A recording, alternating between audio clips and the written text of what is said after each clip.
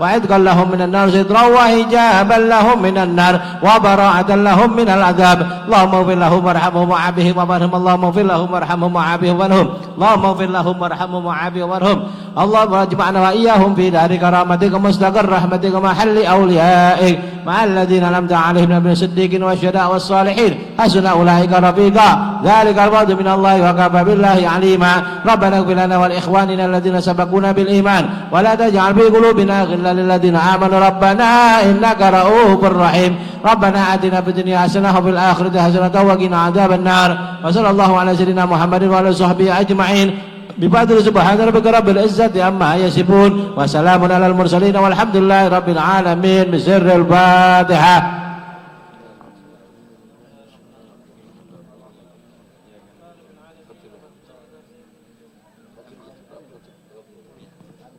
ربنا تقبل منا إنك أنت السميع العليم وتب علينا إنك أنت التواب الرحيم صلى الله على سيدنا محمد النبي الأمي وعلى آله وصحبه وسلم والحمد لله رب العالمين.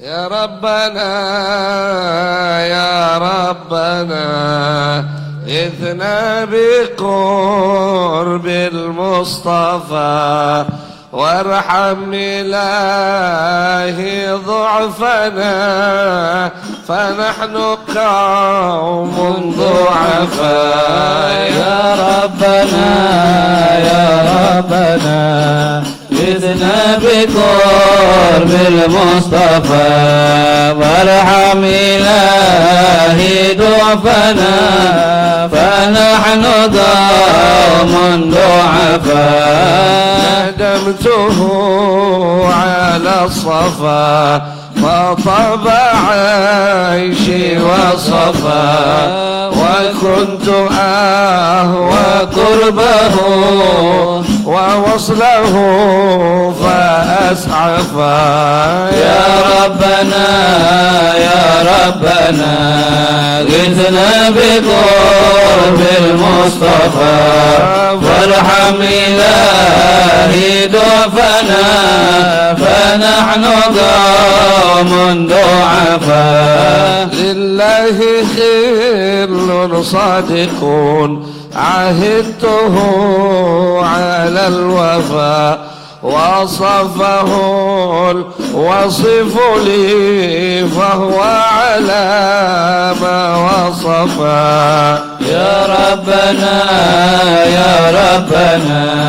غثنا بقرب المصطفى وارحم إلهي ضعفنا فنحن قوم ضعفاء وصل يا ربي على أعلى البرايا شرفا وآله وصحبه ومن لهم قد اكتفى يا ربنا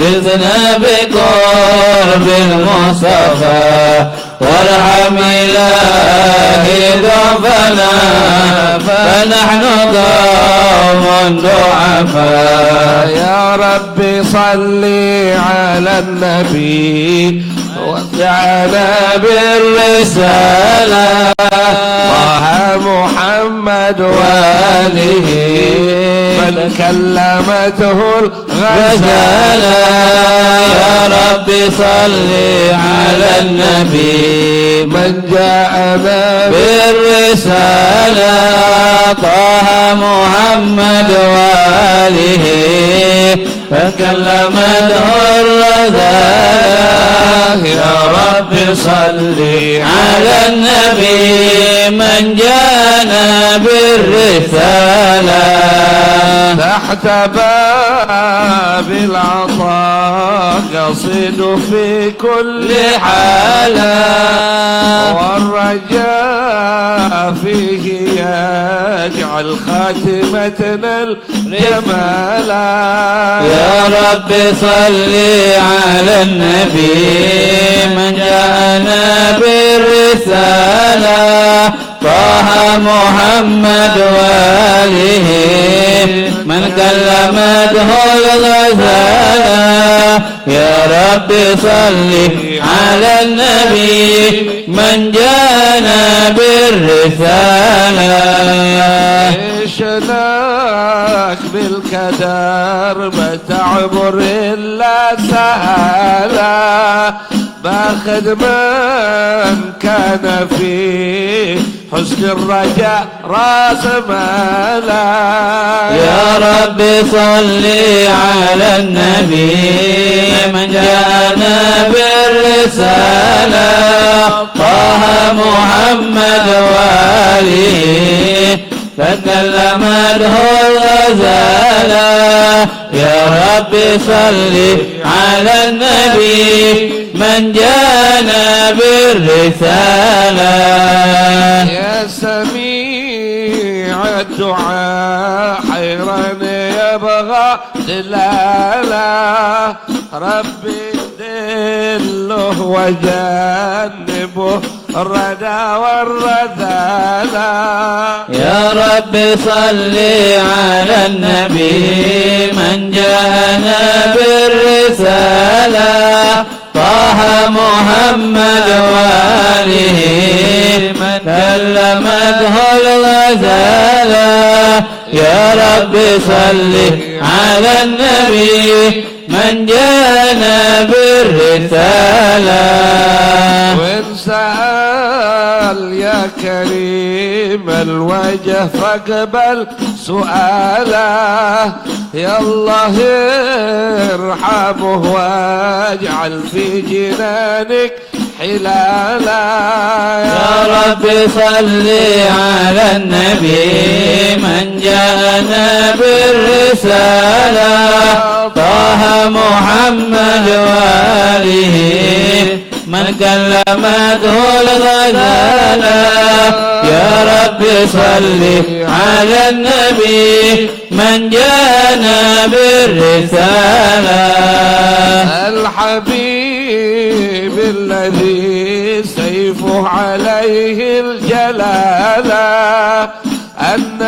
النبي الذي ما قاطت الحق مثالا يا رب صل على النبي من جاءنا بالرسالة طه محمد وآله من كلمته الغزالة يا رب صل على النبي من جاءنا بالرسالة هو أهله وأصحابه وجملة عياله والصلاة على المختار ختم الرسالة يا رب صل على النبي من جاءنا بالرسالة طه محمد وآله من كلمته الغزالة يا رب صل على النبي من جاءنا بالرسالة غير داعي إلى التقوى بصدق المقالة والصحابة ونعم الآل في الناس آلا. يا رب صل على النبي من جانا بالرسالة طه محمد وآله من كلمته الغزالة. يا رب صل على النبي من جانا بالرسالة. ليتنا عندهم نحضر نهار الكيالة والصلاة على من كلمته الغزالة.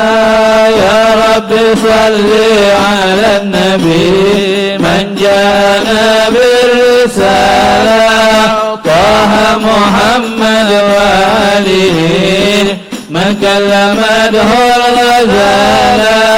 يا رب صل على النبي من جانا بالرسالة. Diharapkan bagi para hadirin untuk tidak menyalakan rokoknya selama acara berlangsung. Diharapkan tidak menghidupkan rokoknya, tidak merokok selama acara maulid berlangsung.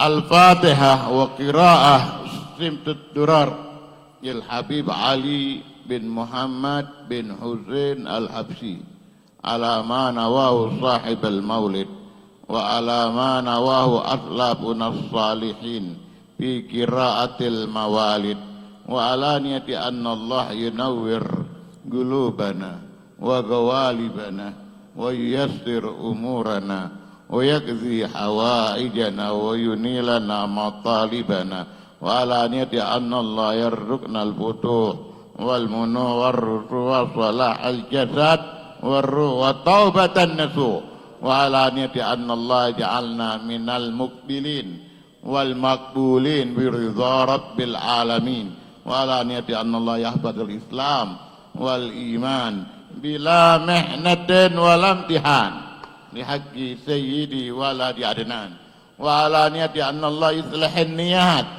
والمقاصد ويدخل نياتنا في نياتهم على هذه النيات وعلى كل نية صالحة وإلى حضرة النبي محمد صلى الله عليه وسلم. الفاتحة.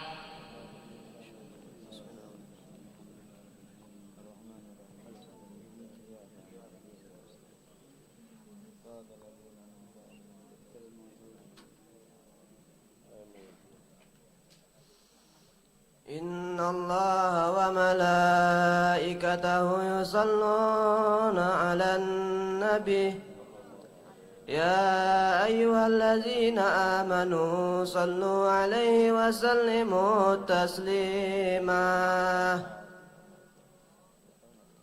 يا ربي صل على محمد أشرف بدر في كون أشراك. يا ربي صل على محمد يا ربي صل عليه وسلم. يا ربي صل على محمد أكرم داع يدعو إلى الحق. يا ربي صل على محمد يا ربي صل عليه وسلم. يا ربي صل على محمد المصطفى الصادق المصدق. يا ربي صل على محمد يا ربي صل عليه وسلم. يا ربي صل على محمد أحلى الورى منطقا وأصدق. يا ربي صل على محمد يا ربي صل عليه وسلم. يا ربي صل على محمد أفضل من بالتقى تحقق. يا ربي صل على محمد يا ربي صل عليه وسلم. يا ربي صل على محمد يا ربي صل عليه وسلم. يا ربي صل على محمد يا ربي صل عليه وسلم. يا ربي صل على محمد واصلح وسهل ما قد تعود. يا ربي صل على محمد يا ربي صل عليه وسلم. يا ربي صل على محمد وافتح من الخير كل مهلا. يا ربي صل على محمد يا ربي صل عليه وسلم. يا ربي صل على محمد واهله ومن بالنبي تعلق. يا ربي صل على محمد يا ربي صل عليه وسلم. يا ربي صل على محمد واهله ومن للحبيب يعشق. يا ربي صل على محمد يا ربي صل عليه وسلم. يا ربي صل على محمد ومن بحبل النبي توثق. يا ربي صل على محمد يا ربي لي عليه وسلم. يا ربي صل على محمد يا ربي صل عليه وسلم. يا ربي صل على محمد يا ربي صل عليه وسلم. السلام علينا الأنبياء. السلام عليك أسقى الأزكياء. السلام عليك زين الأنبياء.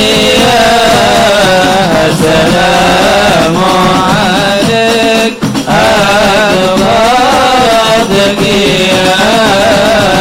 سلام عليك أحمد يا حبيبي. السلام عليك يا طبيبي. السلام عليك أحمد يا حبيبي. السلام عليك يا طبيبي. السلام على المشفع في القيامة. السلام عليك السلام عليك. السلام عليك زين الأنبياء. السلام عليك أكبر الأتقياء. سلام عليك يا مسكي وطيبي. السلام عليك وقدامي في الإمامة. السلام عليك يا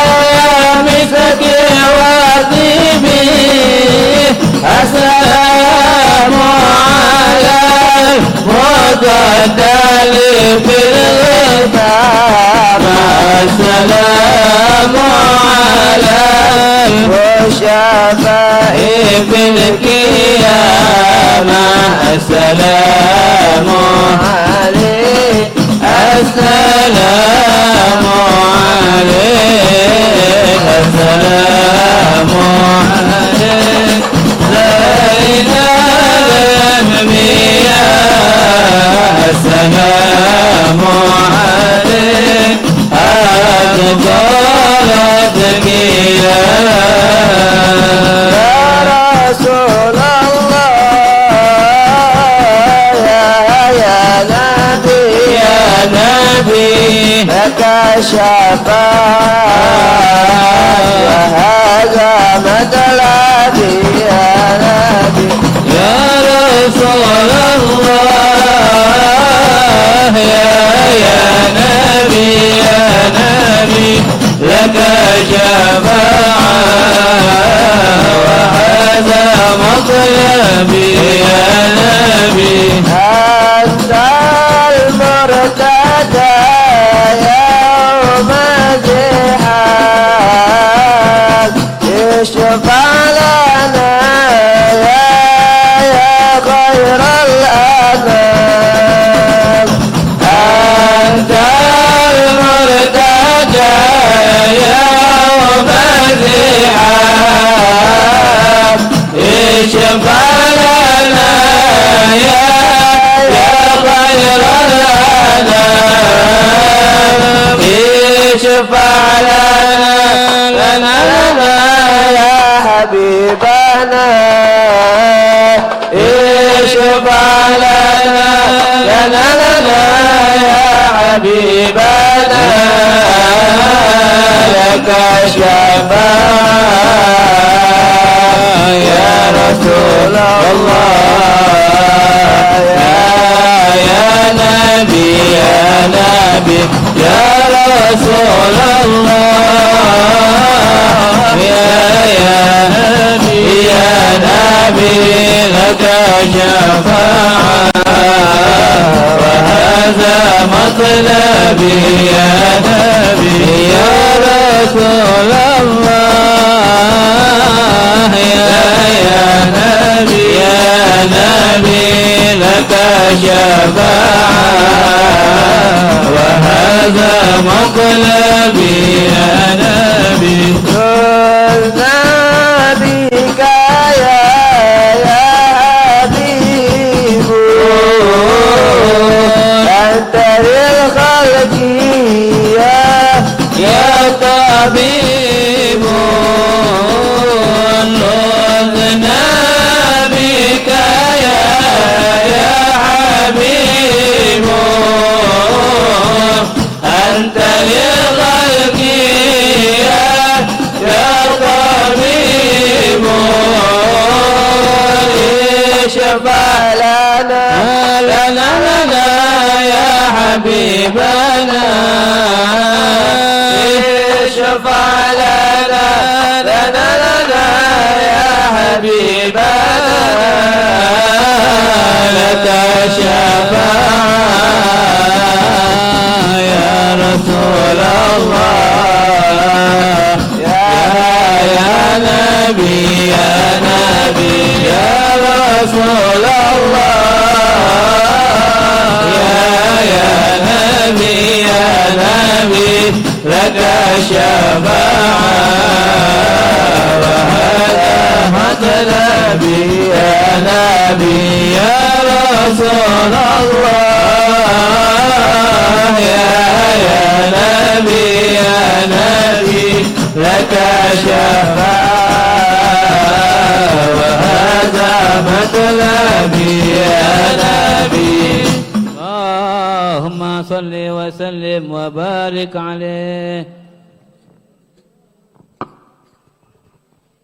اللهم صل وسلم وبارك عليه وعلى آله. أعوذ بالله من الشيطان الرجيم. بسم الله الرحمن الرحيم. إنا فتحنا لك فتحا مبينا ليغفر لك الله ما تقدم من ذنبك وما تأخر ويتم نعمته عليك ويهديك صراطا مستقيما وينصرك الله نصرا عزيزا لقد جاءكم رسول من أنفسكم عزيز عليه ما عنتم حريص عليكم بالمؤمنين الرؤوف الرحيم فإن تولوا فقل حسبي الله لا إله إلا هو عليه توكلت وهو رب العرش العظيم إن الله وملائكته يصلون على النبي يا أيها الذين آمنوا صلوا عليه وسلموا تسليما اللهم صل وسلم وبارك عليه وعلى آله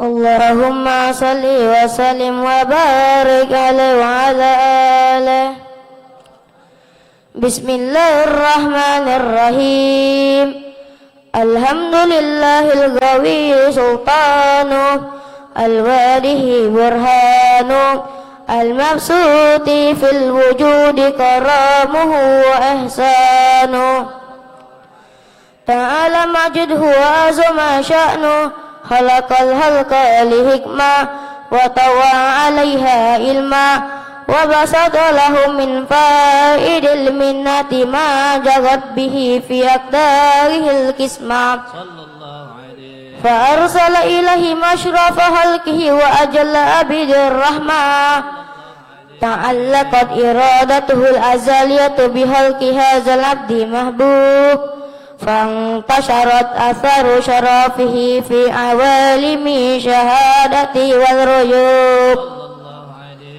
فما أجل هذا المن الذي تكرم به المنان وما أعظم هذا الفضل الذي برز من هدرة الإحسان صورة كاملة ظهرت في هيكل محمود فتعطرت بوجودها أكناف الوجود وطرازت برد العوالم بطراز التكريم اللهم صل وسلم أشرف صلاتي وتسليم على سيدنا ونبينا محمد رؤوف الرحيم اللهم صل وسلم وبارك عليه وعلى آله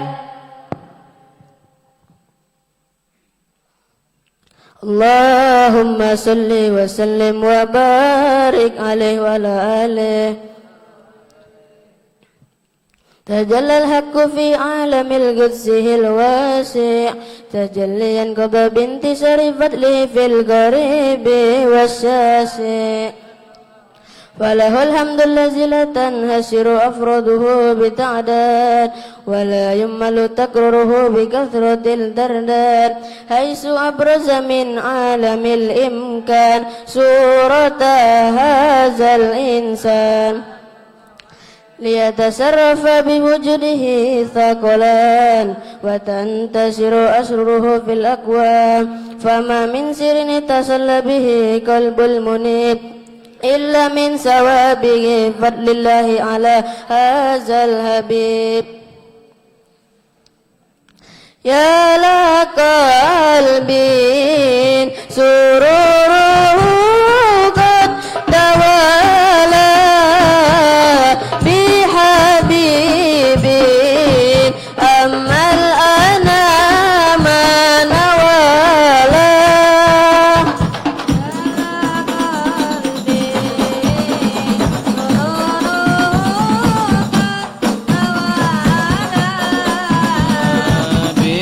بحبيب أما الأنام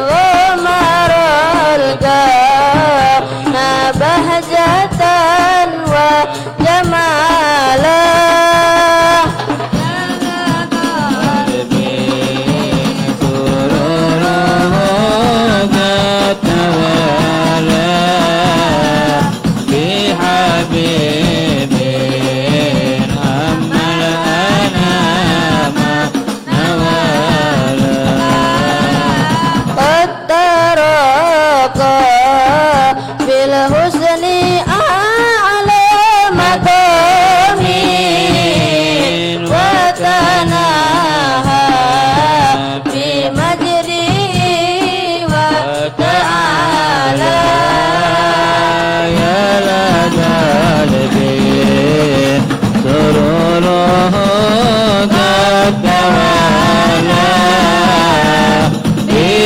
بحبيبي عما الأنام نوالا لها زاده العيون فيما ازدلته بشرا قابلا يزيح الضلالا يا لدى الدين سرورها تتوالى بحبيبي عما الأنام نوالا وهو من فاق علمي ما قد رأته رفعة في شؤونه وكمالا يا لقلبي سرورها قد توالى بحبيبي أما العنام نوالا فسبحان الذي أبرز من هدرة الامتنان ما يعجز عن وصفه اللسان ويهر في تعقل المعاني الجنان انتشر منه في عالم البطون والزهور ما ملأ الوجود هلكي النور فتبارك الله من إله كريم بشرتنا آياته في ذكر الحكيم ببشارة لقد جاءكم رسول من أنفسكم عزيز عليه ما عنتم حريص عليكم بالمؤمنين رؤوف رحيم فمن فاجأته هذه البشارة وتلقها بقلب السليم فقد هدي إلى صراط مستقيم اللهم صل وسلم أشرف الصلاة وتسليم على سيدنا ونبينا محمد الرؤوف الرحيم اللهم صل وسلم وبارك عليه وعلى آله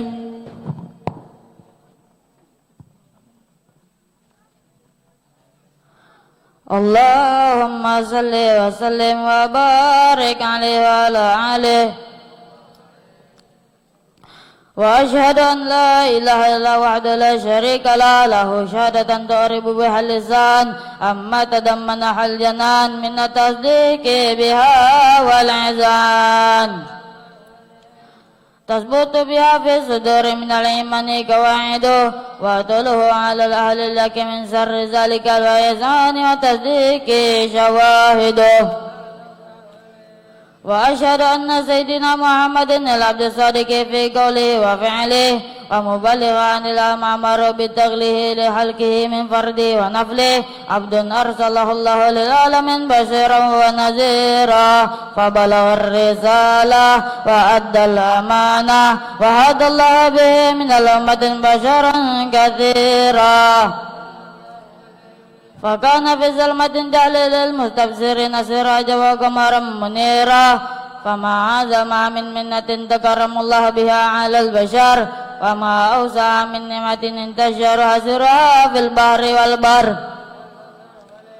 اللهم صل وسلم بأجل صلوات وأجمعها وأزكى تحية وأسوأها على هذا العبد الذي وفى بحق عبودية وبرز فيها في خلعة الجمال وقام بحق ربوبيته في مواد خدمة لله وأقبل عليه غاية الإقبال صلاة يتسلى بها روح صل عليه به فينبسط في قلبه نور سر تعلق به وحبه ويكتب بها بعناية الله في حزبه وعلى آله وصحبه الذين ارتقوا شهوة مجد بقربه وتفيز إلى شر أصلي بوده وحبه ما أتر الأكوان بنصر ذكراهم نسيم اللهم صل وسلم أشرف صلاة وتسليم على سيدنا ونبينا محمد الرؤوف الرحيم اللهم صل وسلم وبارك عليه وعلى آله اللهم صل وسلم على سيدنا محمد وعلى آله سيدنا محمد والنور يهدي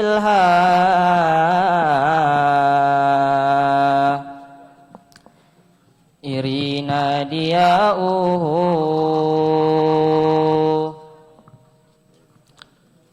وفي الحشر ظل المور سلينا لواؤه تلقى من الغيب مجرد حكمة بها أمطرت في الخافقين سماؤه بها أمطرت في الخافقين سماؤه والنور يهدي الهائرين ضياؤه وفي الحشر ظل المرسلين لواؤه تلقى من الغيب المجرد حكمة بها أمطرت في الخافقين سماؤه بها أمطرت في الخافقين سماؤه والنور يهدي الحائرين ضياؤه وفي الحشر ظل المرسلين لواؤه تلقى من الغيب مجرد حكمة بها أمطرت في الخافقين سماؤه بها أمطرت في الخافقين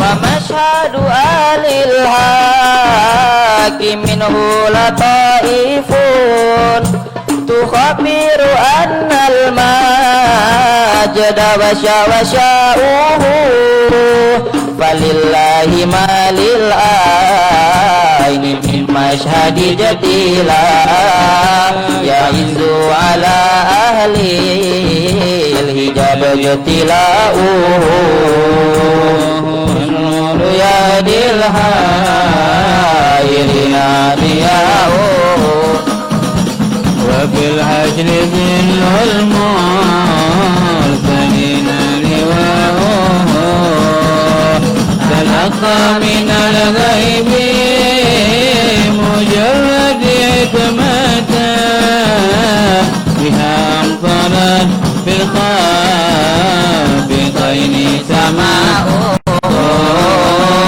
بها أمطرت في الخافقين أيا نازها أني ومسكنه الحاشا أجب من ملك النواهي ندهه أجب من تولاه الهوى فيك وامضي في فؤادي ما يهوى الهوى ويشاءه فؤادي ما يهوى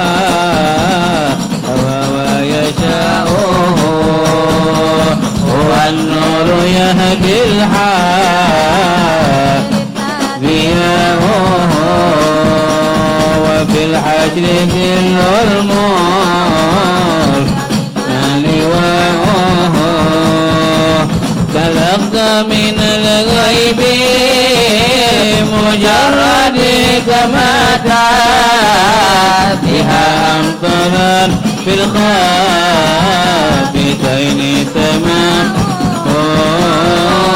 بها أمطرا في الخافتين سماؤه فيا رب شارفني برؤية سيدي وأجل صدى القلب الكثير صداؤه وبلغ عليا ما يروم من اللقاء بأشرف عبد جول قصدي لقاؤه بأشرف عبد جول قصدي لقاؤه والنور يهدي الحائرين ضياؤه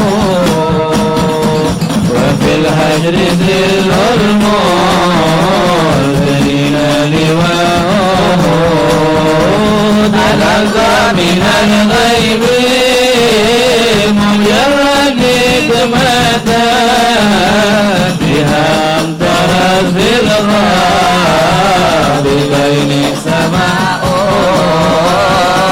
بها امطرت في الغاب بين السماء عليه صلاة الله محبة الصباح وما ضرب الهادي فطاب هداؤه مع الآل والأصحاب ما قال منشد هو النور يهدي الحائرين ضياؤه هو النور يهدي الحائرين ضياؤه النور يهدي الحائرين ضياؤه وفي الحشر ذل المرسلين لواؤه تلقى من الغيب المجرد كمتا بها أمطرت بالغاب بين سماؤه بها أمطرت بالغاب بين سماؤه اللهم صل وسلم وبارك عليه وعلى آله اللهم صل وسلم وبارك عليه وعلى آله أما بعد فلما تعلق إرادة الله في العلم القديم بظهور أسرار التحصيل للبشر الكريم بالتقديم والتكريم نفذت القدرة الباهرة بالنعمة الواسعة والمنة الغامرة فانفلقت بيضة التصوير في العالم المطلق الكبير عن جمال مشهود بالعين هاوين واسع الكمال المطلق المحسن التام الزين فتنقل ذلك الجمال الميمون في الأسلاب الكريمة والبطون فما من صلب ضامة إلا وتمت عليه من الله النعمة فهو القمر التام الذي يتنقل في بروجه ليتشرف به موطن استقراره وموضع خروجه وقد قضت الأقدار الأزلية بما قضت وأظهرت من سر هذا النور ما أظهرت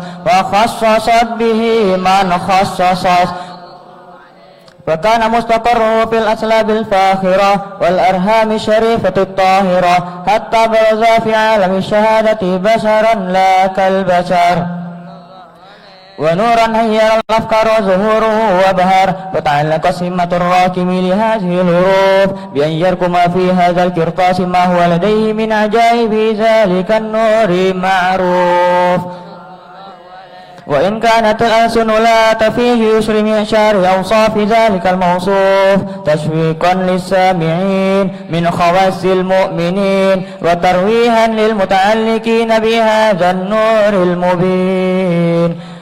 وإلا فأن تعرب الأقلام عن شؤون خير الأنام، ولكن هزني إلى تدوين ما حفظته من شعر أشراف المخلوقين وما أكرمه الله به في مولده من الفضل الذي أما العالمين، وبكيت رايته في الكون منشورة على مر الأيام والشهور والسنين. داعي تعلق بهذه الهدرة الكريمة ويعيد التشوق إلى سماء أوصافه العزيمة، ولعل الله ينفع به متكلما والسامع فيدخلان في شفاعة هذا النبي الشافع ويتروهان بروح ذلك النعيم. اللهم صل وسلم أشرف الصلاة والتسليم على سيدنا ونبينا محمد الرؤوف الرحيم. اللهم صل وسلم وبارك عليه وعلى آله. اللهم صل وسلم وبارك عليه وعلى آله.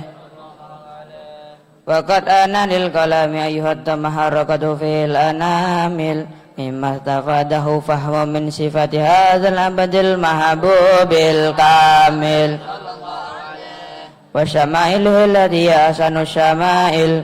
وهنا حسنا أن نثبت ما بلغ إلينا في شأن هذا الحبيب من أخبار وآثار يتشرف بكتابة الكلام القرطاس وتتنزه في حدائق الأسماء والأبصار. وقد بلغنا في الأحاديث مسهورة أن أول شيء خلقه وهو نور معود في هذه السورة.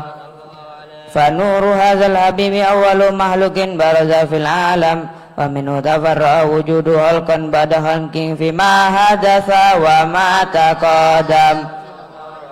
وقد أخرج عبد الرزاق بسنده عن جابر بن عبد الله الأنصاري رضي الله عنهما قال قلت يا رسول الله بأبي وأمي أخبرني عن أول شيء خلق الله قبل الأشياء.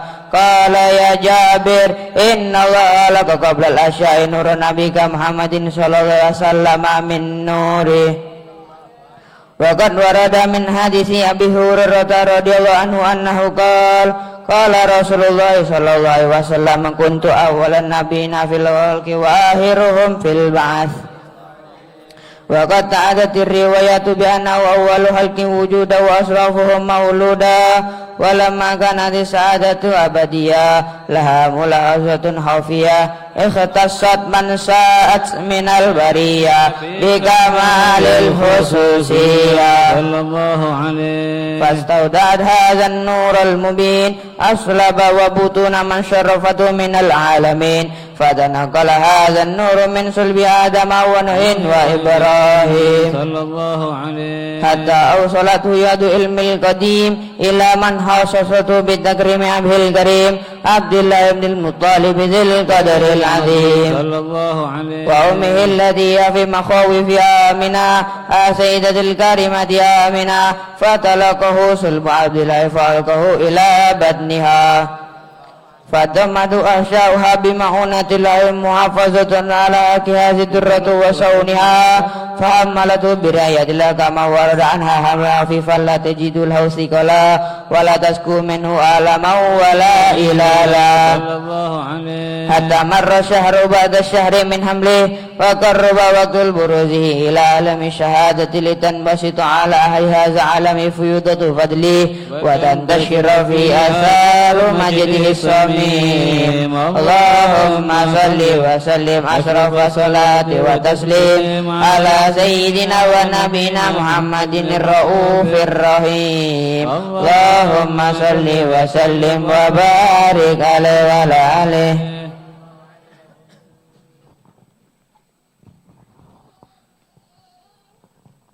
Allahumma salli wa sallim ala sayyidina Muhammadin wa ala ali sayyidina Muhammad. Ad-dinu lana wal haqqu lana والعدل لنا والكل لنا هذا هدي سلام لنا دينا وجميع الكون لنا وطنا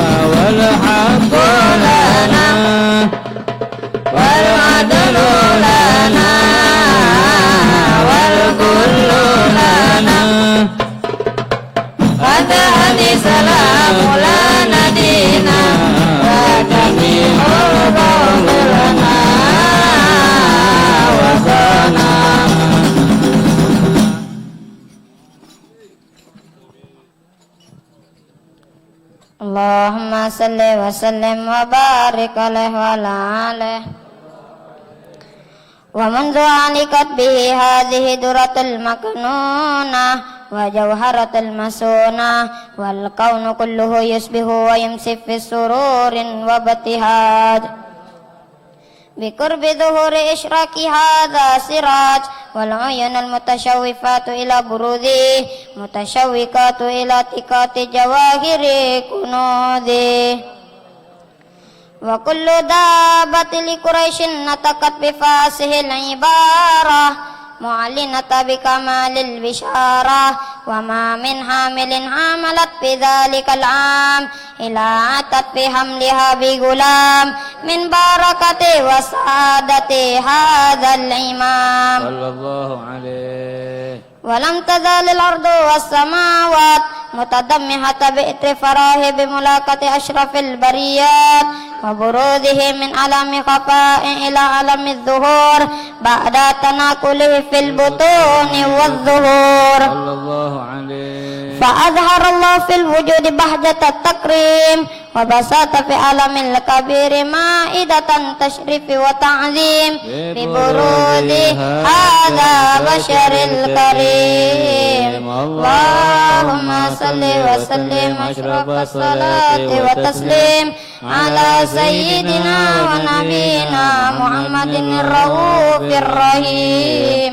اللهم صل وسلم وبارك عليه وعلى آله. اللهم صل وسلم وبارك عليه وعلى آله. فإن قرب ونودي هذا الحبيب أعلنت السماوات والأرضون ومن فيهن بترهيب وأمطر وجودي إليه على أهل الوجود تتيج وألسنة ملائكة بتبشير للعالمين تائج. سبحان الله والحمد لله ولا إله إلا الله والله أكبر. سبحان الله الحمد لله ولا إله إلا الله والله أكبر. سبحان الله والحمد لله ولا إله إلا الله والله أكبر. والقدرة كشفت كناع هذا المستور ليبرز نور كاملا في عالم الظهور نورا فاق كل نور وأنفذ الحق الحكم على من أتم الله عليه نعمة من خواص الأمة أن يدر عند وجهه ألمة تأنيسا لجنبها مسعود ومشاركة لها في هذا سمات ممدود. فحضرت بتوفيق الله سيدة مريم وسيدة آسيا ومعهما من هوريين من قسم الله له من الشرف بالقسمات الوافية. فأتى الوقت الذي رتب الله على وضره وجود هذا المولود فانفلق سبه كمالي من النور أن عمود وبرز حمد محمود وبإنا بالله بتعظيم والسجود. صلى الله على محمد صلى الله عليه وسلم صلى الله على محمد يا ربي صل وسلم. ربي سلام عليك يا رسول السلام عليك يا حبيب سلام عليك صلوات الله عليك يا نبي سلام عليك يا رسول سلام عليك يا حبيب سلام عليك صلوات الله عليك. أشرق الكون ابتهاجا بوجود المصطفى أحمد ولأهل الكون أنس وسرور قد تجدد يا نبي سلام عليك يا رسول سلام عليك يا حبيب سلام عليك صلوات الله عليك. الضراب يهلى المثاني فهزار اليمن غرات وستضيء بجمال فقع في الحسن تفرد يا نبي سلام عليك يا رسول سلام عليك يا حبيب سلام عليك صلوات الله عليك ولنا البشرى بساعد مستمر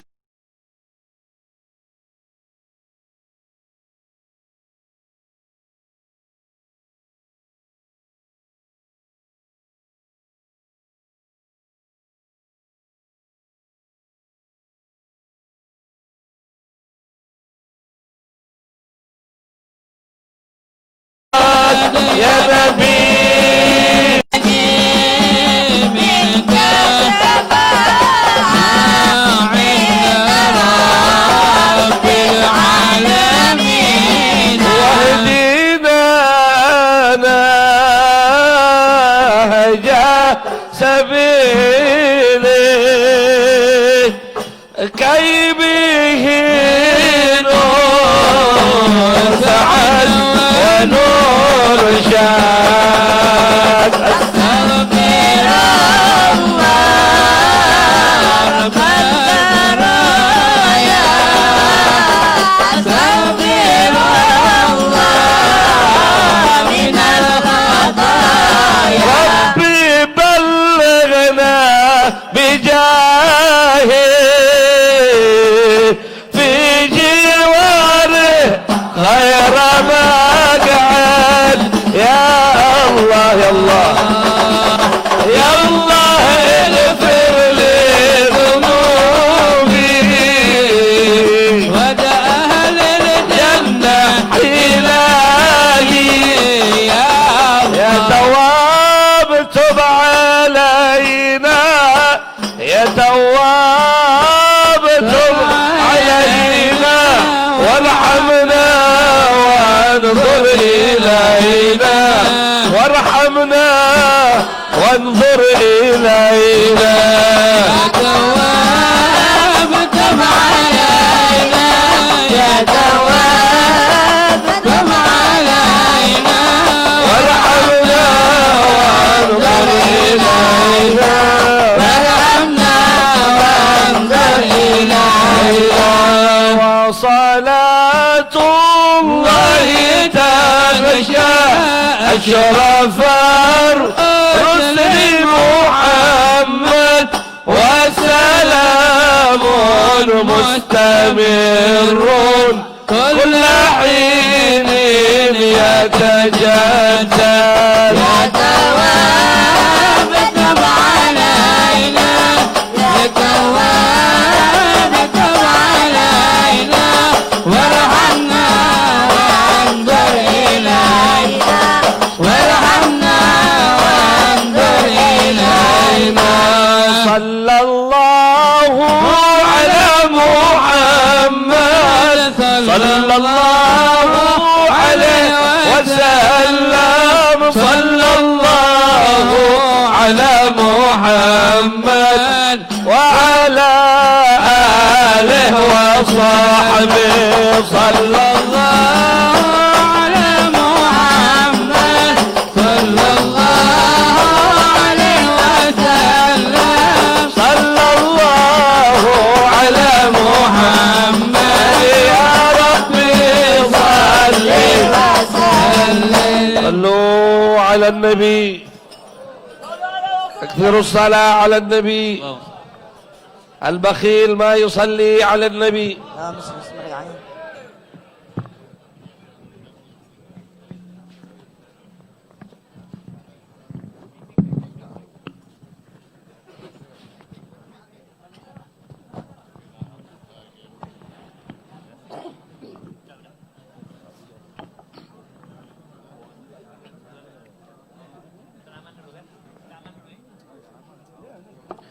Bismillahirrahmanirrahim. Assalamualaikum warahmatullahi wabarakatuh. الحمد لله رب العالمين اللهم صل وسلم على سيدنا محمد مفتاح باب رحمة الله على ما في علم الله صلاة وسلاما دائمين بدوام ملك الله وعلى آله وصحبه ومن والاه ولا حول ولا قوة إلا بالله العلي العظيم ربي اشرح لي صدري ويسر لي أمري واحلل عقدة من لساني يفقهوا قولي واهدي قلبي وسدد لساني وبحق وبجاه سيدنا محمد صلى الله عليه وآله وصحبه أجمعين أما بعد معاشر الحبائب والآباء والأساتذة والحاضرون رحمكم الله. Pertama-tama marilah senantiasa kita memanjatkan puji syukur kita kehadirat Allah Subhanahu wa taala yang mana pada malam hari yang berbahagia ini, malam yang ke-19 daripada peringatan Maulid Nabi besar Muhammad sallallahu alaihi wa alihi wasallam dalam rangkaian Maulid Arba'in, yang mana pada malam hari ini kita berada di tempat yang mulia, yakni di Pondok Pesantren Jamiatul Khairiyah. Mudah-mudahan hadirnya kita pada malam hari ini Allah Subhanahu wa taala senantiasa memberikan taufik dan hidayah serta rahmat kepada kita semua, dan tidaklah kita keluar daripada tempat ini kecuali segala dosa dan kesalahan kita diampuni oleh Allah Subhanahu wa taala. Segala hajat-hajat kita dunia maupun akhirat dikabulkan oleh Allah Subhanahu wa taala, dan kita semua dimatikan dalam keadaan husnul khatimah setelah dipanjangkan umur di dalam ketaatan kepada Allah Subhanahu wa taala. Amin ya rabbal alamin.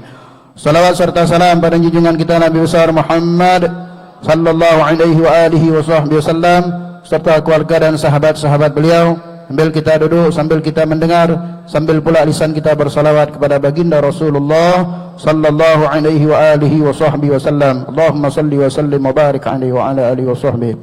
Ma'asyiral hadirin rahimakumullah, sebagaimana biasanya sebelum kita mendengarkan daripada kata sambutan dan juga maujidatul hasanah, kami akan mengumumkan peringatan Maulid untuk malam-malam berikutnya. Untuk malam besok, malam Jumat, malam yang ke-20 daripada bulan Rabiul Awal, peringatan Maulid akan diadakan di Masjid Nurul Fatah, bertempat di Lebak Murni Sako, atau dekat dengan Pondok Pesantren Rubatul Muhibbin. Kemudian untuk malam berikutnya, malam yang ke-21, malam Sabtu, peringatan Maulid akan diadakan di Majelis Ta'lim Raudatul Ilmi, asuhan daripada almarhum Kiai Haji Ahmad Taufik Asnuri, bertempat di Jalan Kiai Azhari 12 Ulu. Kemudian untuk malam berikutnya, malam Ahad atau malam ke-22 daripada bulan Rabiul Awal, peringatan Maulid akan diadakan di Masjid Baitur Rahman, bertempat di Demang Raya, atau di depan Istana Gubernur. Kemudian untuk peringatan Maulid pada sore hari besok, hari Kamis, bertempatan dengan 19 Rabiul Awal atau 5 November, peringatan Maulid akan diadakan di Musholla Al-Habsyi, Jalan Kiai Azhari, Lorong Al-Habsyi 14 Ulu, waktu jam 4 sore sampai dengan selesai. Demikianlah masyaallah hadirin pengumuman peringatan Maulid pada malam dan sore hari. Marilah sama-sama kita dengarkan daripada mau'izatul hasanah yang akan pada malam hari ini akan disampaikan oleh dua penceramah. Yang pertama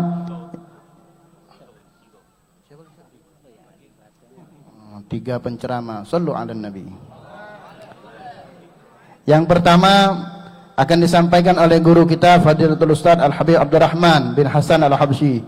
Kemudian yang kedua dilanjutkan daripada guru kita Al-Habib Abdullah bin Farid bin Syekh Abu Bakar bin Salim, dan kemudian dilanjutkan dengan yang ketiga yakni Al-Habib Bagir bin Al-Ustaz Hamidun Nagib bin Muhammad bin Syekh Abu Bakar bin Salim.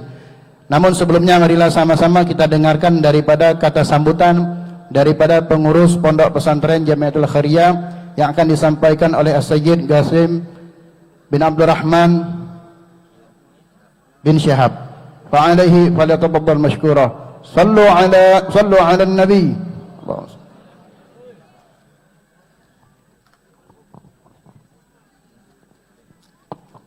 Assalamualaikum warahmatullahi wabarakatuh. Alhamdulillahi rabbil alamin, wa bihi nasta'in ala umuri dunya waddin. Wassalatu wassalamu ala asyrafil anbiya'i wal mursalin wa ala alihi washabihi ajma'in, amma ba'd. Alhamdulillah, Segala puji dan puji syukur kita atas kehadiran Allah Subhanahu wa taala, yang mana Allah Subhanahu wa taala telah kumpulkan kita di tempat yang mulia ini. Dan tak lupa juga kita curahkan salawat serta salam kepada junjungan kita Nabi Muhammad sallallahu alaihi wasallam. Yang kami muliakan guru kita Al-Habib Omar Abdul Aziz bin Abdul Rahman bin Syihab dan Al-Habib Ali Al-Bin Hamid dan Al-Habib Muhsin bin Abdullah Al-Habsyi dan para asatiz, para sesepuh, para tetua dan para guru-guru alim ulama yang tidak bisa kami sebutkan satu persatu namanya, namun tidak mengurangkan ta'zim kami dan hormat kami kepada antum sekalian. Ahlan wa sahlan wa marhaban bihudurikum fi Pondok Pesantren Jamiatul Khairiyah. InsyaAllah kehadiran antum semua ini menambahkan keberkahan di tempat ini, mengangkat balak di kota kita semua, di negeri kita Indonesia terutama. Dan terima kasih kepada para tetamu, lebih khusus kepada panitia Arba'in yang dipimpin oleh Salafiyah Ba'alawi. Kami ucapkan terima kasih kepada donatur dan segenap rekan-rekan yang telah menyumbangkan tenaga, pola pikir dan lainnya. Dan kami juga mengingat di sebelah kiri saya ada bangunan kosong yang insya Allah akan dibangun hammam untuk para santri di sini. Insya Allah kami mintakan doa kepada antum sekalian agar bangunan tersebut lebih cepat diberkahi oleh Allah Subhanahu wa taala.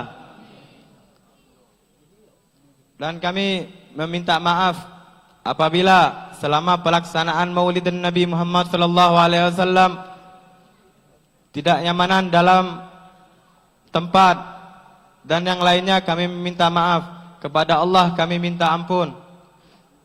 Dan insya Allah kami tuan rumah menghimbau kepada antum sekalian jangan pulang dulu setelah habis maulid. Insya Allah ada ta'am barakah banyak insya Allah Ustaz. Mungkin ini yang bisa ana sampaikan. Wabillahi taufiq wal hidayah. Wassalamualaikum warahmatullahi wabarakatuh. Ala Rasulillah.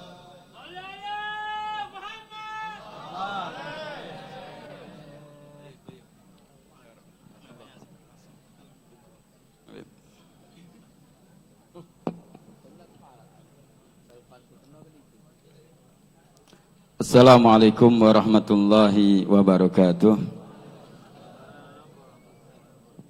Alhamdulillah. Alhamdulillahilladzi hadana lihada wa ma kunna linahtadiya laula an hadanallah.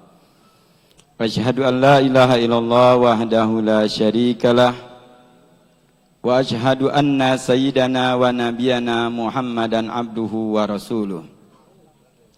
Allahumma salli wa sallim ala sayyidina Muhammad miftahi babir rahmatillah adada ma fi ilmillah salatan wa salaman daimaini bidawami mulkillah wa ala alihi wa sahbihi wa man walah wa la hawla wa la quwata illa billah amma ba'du.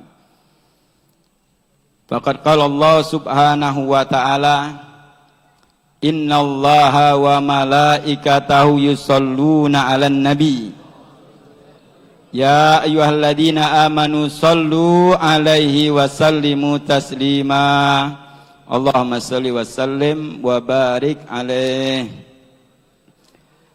Hadirin yang dimuliakan Allah Subhanahu wa taala, wabil khusus para habaib anak cucu Nabi Muhammad sallallahu alaihi wasallam dan para guru-guru yang ada di tempat ini sebagai pewaris Nabi Muhammad sallallahu alaihi wasallam, orang tua kita, mudah-mudahan Allah Subhanahu wa taala sampaikan hajat-hajat mereka. Allah subhanahu wa ta'ala berikan mereka keutamaan dunia dan akhirat. Diberikan Allah subhanahu wa ta'ala segala keinginan baik dunia maupun akhirat. Dan kita semua di sini insya Allah segala hajat-hajat kita dikabulkan Allah subhanahu wa ta'ala. Segala dosa-dosa kita diampuni oleh Allah subhanahu wa ta'ala. Orang tua kita diberikan Allah subhanahu wa ta'ala pengampunan. Yang telah mendahului kita dijadikan kuburan mereka taman daripada taman surga. Dan kelak ketika kita menemui ajal kita diberikan Allah subhanahu wa ta'ala husnul khatimah. Dan kuburan-kuburan kita menjadi juga taman daripada taman surga. Amin ya rabbal alamin. Hadirin yang dimuliakan Allah subhanahu wa ta'ala, berbicara tentang Nabi Muhammad sallallahu alaihi wasallam tidak akan bosan-bosannya. Dan tetap akan mendapatkan kebaikan demi kebaikan ketika kita membicarakan Nabi Muhammad sallallahu alaihi wasallam. Bukan hal yang kecil, sesuatu hal yang sangat luar biasa yang Allah Subhanahu wa taala berikan kepada kita. Malaikat Jibril alaihissalam yang senantiasa menyertai Nabi Muhammad sallallahu alaihi wasallam. Beliau tidak mengenal Nabi Muhammad sallallahu alaihi wasallam secara hakikat. Nabi Muhammad sallallahu alaihi wasallam lebih mengenal malaikat Jibril dibanding malaikat Jibril mengenal Nabi Muhammad sallallahu alaihi wasallam. Tapi malaikat Jibril luar biasa, tahu keadaan Nabi Muhammad sallallahu alaihi wasallam dan pernah berdoa malaikat Jibril yang diaminkan oleh Nabi Muhammad sallallahu alaihi wasallam. Malaikat Jibril menyatakan, ya Rasulullah, man dzukirta indahu falam yusolli alaik abadahullah. Qul amin. Amin, kata Nabi Muhammad sallallahu alaihi wasallam. Sallu ala nabi. Malaikat Jibril menyatakan, berdoa kepada Allah Subhanahu wa taala, ya Rasulullah, dikatakan, barang siapa yang nama engkau disebut di sisinya kemudian tidak bersalawat kepadamu, maka dia jauh dari rahmat Allah. Ucapkan amin ya Rasulullah. Diaminkan Nabi Muhammad sallallahu alaihi wasallam. Sallu ala nabi. Allahumma salli wa sallim wa barik alaih. Jadi kalau nama Nabi Muhammad sallallahu alaihi wasallam disebut, maka cepat-cepat kita bersalawat kepada Nabi. Setiap nama Nabi disebut salawat, sallallahu alaihi, sallallahu alaihi. Jadi kalau salawat itu sallallahu alaihi, tambah sempurna wa alihi. Jangan kita tidak paham, kadang-kadang mendengar itu alaihnya baik. Sallallahu alaihi. Setiap mendengar Nabi Muhammad sallallahu alaihi wasallam disebut namanya tetap salawat. Berapa banyak curahan rahmat dari Allah Subhanahu wa taala. Malaikat Jibril menyampaikan ini karena kerinduannya dan mahabbahnya kepada Nabi Muhammad sallallahu alaihi wasallam dan kecintaannya kepada kita umatnya Nabi Muhammad sallallahu alaihi wasallam, agar kita senantiasa dapat rahmat dari Allah Subhanahu wa taala. Karena beliau tahu apapun yang terikat dengan Nabi Muhammad sallallahu alaihi wasallam akan mulia di sisi Allah Subhanahu wa taala. Sebagaimana ketika peristiwa Isra Mi'rajnya Nabi Muhammad sallallahu alaihi wasallam yang sangat menakjubkan, ketika malaikat Jibril berkata kepada Nabi Muhammad sallallahu alaihi wasallam, majulah wahai Nabi. Pada saat di Sidratul Muntaha, akhir tempat yang ditemani oleh malaikat Jibril menyatakan kepada Nabi Muhammad sallallahu alaihi wasallam, majulah ke depan, sesungguhnya kalau aku maju satu langkah maka aku akan terbakar. Malaikat Jibril dari cahaya akan terbakar dengan cahaya yang lebih kuat lagi daripada malaikat Jibril. Tapi pada saat itu disaksikan oleh malaikat Jibril, Nabi Muhammad sallallahu alaihi wasallam ketika maju, pakaian Nabi Muhammad sallallahu alaihi wasallam tidak terbakar, sendal Nabi Muhammad sallallahu alaihi wasallam tidak terbakar. Kemuliaan Nabi Muhammad sallallahu alaihi wasallam. Malaikat Jibril tahu yang melekat dengan Nabi Muhammad sallallahu alaihi wasallam tidak akan bisa membakar sesuatu yang menempel dengan Nabi Muhammad sallallahu alaihi wasallam. Makanya Al-Habib Ali Sahibul Maulid tadi di dalam salah satu gosidahnya beliau menyatakan, huwan nur yahdi lil hairina diauhu. Di awal-awal Maulid kita mendengar Al-Habib Saleh bin Muhsin Al-Habsi mengungkapkan tentang makna nur yang kalau kita artikan itu cahaya, sebenarnya tidak bisa kita artikan. Beliau menyatakan tidak bisa kita artikan cahaya. Al-Habib Ali Sahibul Maulid bahkan beliau menyatakan dia adalah nur, memberikan petunjuk kepada yang bingung dengan cahayanya. Diauhu adalah cahayanya. Dia adalah cahaya. Nur wa Nabi Muhammad sallallahu alaihi wasallam. Tidak bisa diartikan dengan nur itu adalah cahaya. Karena Habib Ali menyatakan diauhu, dengan cahayanya memberikan petunjuk dengan cahaya Nabi Muhammad sallallahu alaihi wasallam. Nur adalah Nabi Muhammad sallallahu alaihi wasallam. Tidak bisa kita ungkapkan dengan kata-kata dengan bahasa Indonesia apa arti nur tersebut. Luar biasanya keagungan Nabi Muhammad sallallahu alaihi wasallam. Dan cahaya Nabi Muhammad sallallahu alaihi wasallam memberikan petunjuk kepada yang bingung. Kita di sini mungkin bingung, yang berduit bingung, apalagi yang buntu. Di zaman sekarang zaman bingung. Tapi Nabi Muhammad sallallahu alaihi wasallam adalah petunjuk. Yahdi lil hairina, menunjukkan orang-orang yang bingung. Banyak duit bingung, buntu bingung, bujangan bingung, laba bini bingung lagi. Bingung nambah anak, bingung lagi. Bingung. Nabi Muhammad sallallahu alaihi wasallam memberikan petunjuk bagi yang bingung. Dengan cahaya, apa cahaya Nabi Muhammad sallallahu alaihi wasallam? Apa cahaya Nabi Muhammad? Cahaya Nabi Muhammad sallallahu alaihi wasallam adalah perkataan Nabi Muhammad sallallahu alaihi wasallam cahaya. Cahaya Nabi Muhammad sallallahu alaihi wasallam ada perkataan Nabi Muhammad. Di akhlaknya Nabi Muhammad sallallahu alaihi wasallam memberikan petunjuk. Sayyidina Abu Bakar Siddiq radhiyallahu taala anhu arda. Beliau pada saat wafat Nabi Muhammad sallallahu alaihi wasallam, memang kebingungan sahabat luar biasa. Sulit untuk menerima wafatnya Nabi Muhammad sallallahu alaihi wasallam. Dan pada saat kondisi yang demikian rupa, pada saat tersebar orang-orang yang akan menyerang kota Madinah, banyak orang yang sudah memisahkan dari Islam. Mereka buat lagi suku-suku seperti zaman jahiliyah sebelum Islam. Kondisi pada saat itu sangat luar biasa. Sahabat akhirnya bingung, ini ada orang yang akan menyerang kota Madinah. Tapi Sayyidina Abu Bakar Siddiq radhiyallahu anhu, beliau yang luar biasa kuatnya memahami bagaimana cahayanya Nabi Muhammad sallallahu alaihi wasallam akan memberikan petunjuk. Beliau menyatakan, aku tidak akan membuka ikatan bendera yang diikat oleh Nabi Muhammad sallallahu alaihi wasallam. Tetap pasukan ini harus dikirim melawan Romawi. Bahkan tidak sedikit Sayyidina Abu Bakar Siddiq merubah panglima perang pada saat itu ditunjuk oleh Nabi Muhammad sallallahu alaihi wasallam yang masih muda, Sayyidina Usamah bin Zaid bin Harisah radhiyallahu taala anhuma. Sahabat bahkan yang lainnya mengusulkan jangan dikirim seluruhnya, ada yang mengusulkan ganti bae panglimanya, tapi Sayyidina Abu Bakar Siddiq tetap menyatakan apapun yang dipesankan Nabi Muhammad sallallahu alaihi wasallam itu harus dilaksanakan. Hingga hikmahnya baru setelahnya baru tahu. Bingung pada saat itu, kembali kepada apa yang diperintahkan Nabi Muhammad sallallahu alaihi wasallam. Kirim pasukan sebanyak apa? Kota Madinah sedikit cuman. Pada saat itu Sayyidina Abu Bakar dengan musyawarah dengan Sayyidina Ali radhiyallahu anhu, Sayyidina Ali akhirnya paham dengan apa yang dilakukan oleh Sayyidina Abu Bakar Siddiq kerasnya untuk mengirim pasukan. Beliau akhirnya menyatakan, wahai Khalifah Rasulullah, engkau harus tinggal di kota Madinah. Engkau tidak boleh pergi. Pada saat itu termasuk Sayyidina Abu Bakar Siddiq yang menjadi pasukan tersebut dibawa oleh Usamah bin Zaid. Akhirnya Sayyidina Abu Bakar menerima usulan tersebut karena tidak menyalahi tentang cahaya Nabi Muhammad sallallahu alaihi wasallam yang ada di dalamnya.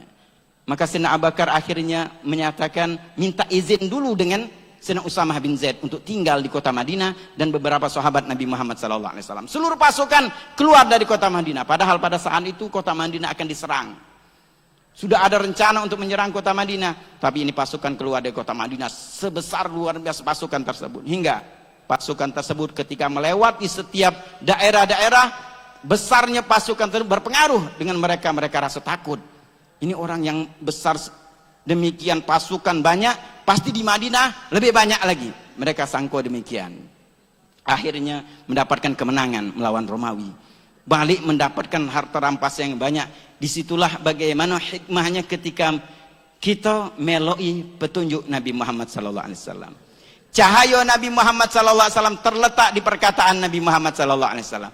Di nasihat, di akhlak Nabi Muhammad sallallahu alaihi wasallam yang memberikan kita petunjuk untuk kita yang bingung pada saat ini. Kembali kepada ajaran Nabi Muhammad sallallahu alaihi wasallam. Dari cahayanya Nabi Muhammad sallallahu alaihi wasallam, dan mudah-mudahan insyaallah kita akan mendapatkan petunjuk.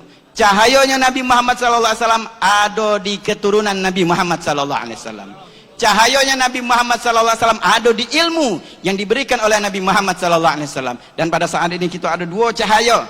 Nabi Muhammad sallallahu alaihi wasallam yang akan memberikan kita cahaya Nabi Muhammad sallallahu alaihi wasallam. Kita dengar sama-sama dari Al Habib Abdullah bin Farid bin Syekh Abu Bakar bin Salim dan Al Habib Muhammad Bagir bin Abu Ya Al Habib Hamidun Nagi bin Syekh Abu Bakar bin Salim. Insyaallah kita akan mendapatkan petunjuk. Keluar dari tempat ini insyaallah kita tidak akan bingung lagi, mendapatkan petunjuk dari Nabi Muhammad sallallahu alaihi wasallam.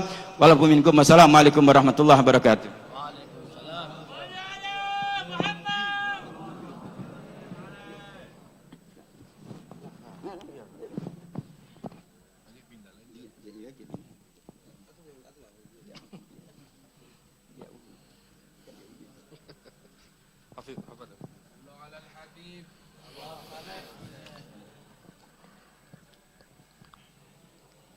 Assalamualaikum warahmatullahi wabarakatuh. Alhamdulillah wassalatu wassalamu ala sayyidina Rasulillah Muhammad ibni Abdullah wa ala alihi wa sahbihi wa man walah. Wala hawla wala quwata illa billahil aliyyil azim. Allahumma salli wa sallim ala sayyidina Muhammadin الفاتح لما أغلق والخاتم لما سبق وناصر الحق بالحق والهادي إلى صراطك المستقيم وعلى آله وصحبه حق قدره ومقداره العظيم. أما بعد حبائبنا الكرام والأساتذة الفضلاء والحاضرين رحمكم الله, yang kita muliakan para habaib, cucu-cucu baginda Rasulullah sallallahu alaihi wasallam, wabil khusus Al-Habib Al-Walid Al-Habib Umar Abdul Aziz bin Abdul Rahman bin Syahab, dan para habaib lain yang tidak bisa saya sebut satu persatu, Al-Habib Muhsin, Al-Habib Ali bin Al bin Hamid, dan para habaib lain, para asatidah. Semoga Allah Ta'ala panjangkan umur mereka, senantiasa diberikan kesehatan oleh Allah Ta'ala, dan Allah Ta'ala limpahkan bagi kita semua dari mereka insyaAllah senantiasa ilmu yang bermanfaat untuk bekal kita di dunia dan akhirat. Amin ya rabbal alamin. Hadirin rahimakumullah, insyaallah seperti yang tadi disampaikan akhina fillah Al-Ustaz Habib Abdurrahman bin Hasan bin Al-Habsyi, kebalikan dari apa yang beliau sampaikan, bahwa kita di sini insyaallah ingin mengambil keberkahan, meminta barakah dari antum, wabil khusus para habaib dan para asatidz, yang insyaallah bermanfaat buat kami, buat saya, dan buat kita semua. Amin ya rabbal alamin. Namun sebagaimana yang tadi dimintakan untuk kita memberikan mau'izah hasanah, hadirin rahimakumullah, paman Rasulullah sallallahu alaihi wasallam jauh di masa Rasulullah sallallahu alaihi wasallam belum mendapatkan kenabian, beliau selalu memuji kebenakan yang sangat beliau cintai ini dengan kalimat-kalimat yang dikumandangkan di antara pembesar-pembesar Quraisy. Hal ini tentu tidak mungkin beliau sampaikan tanpa pengetahuan ataupun bukti yang bahkan beliau saksikan secara langsung dan beliau dengar dari apa yang disampaikan oleh ayah beliau, yaitu kakek baginda Rasulullah SAW, Abdul Muttalib. Begitu juga apa yang beliau saksikan langsung dari keistimewaan yang terdapat pada sosok baginda Rasulullah sallallahu alaihi wasallam.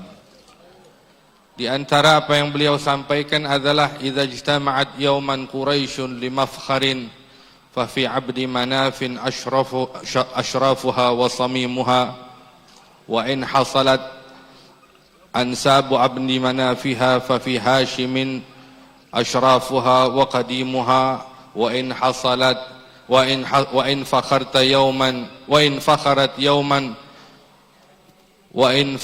يوما فإن محمدا من سرها هو المصطفى من سرها وكريمها وكما قال.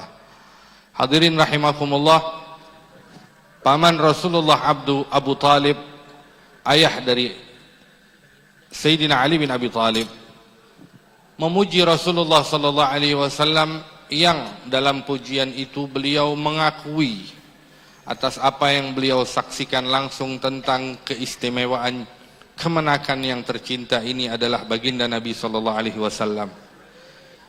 Hal inilah yang menjadi bukti kuat di antara apa yang disampaikan Sayyid Ahmad Zaini Dahlan dalam kitab sirah beliau, Sirah An-Nabawiyah, dan beberapa ulama lain yang juga memperkuat atau menguatkan pernyataan bahwa Abu Talib paman Rasulullah sallallahu alaihi wasallam adalah di antara orang-orang yang menyembunyikan keislamannya untuk demi menjaga Nabi kita Muhammad sallallahu alaihi wasallam.